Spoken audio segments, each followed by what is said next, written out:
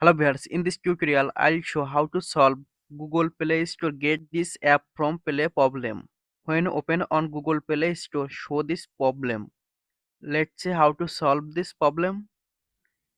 Tap on hold Google Play Store. Click on app info or I button.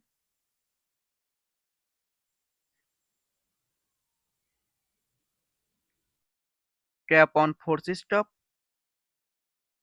Tap on OK.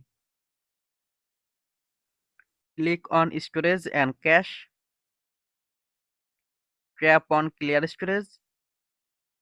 Tap on delete. Press on power button.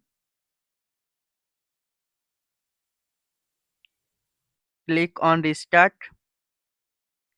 and tap to restart. Swipe down notification panel.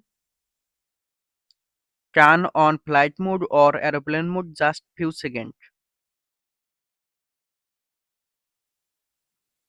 and turn on mobile data or Wi-Fi.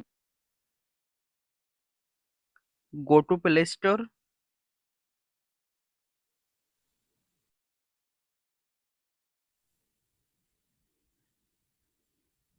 Now problem solved. Thanks for watching. Don't forget like and subscribe.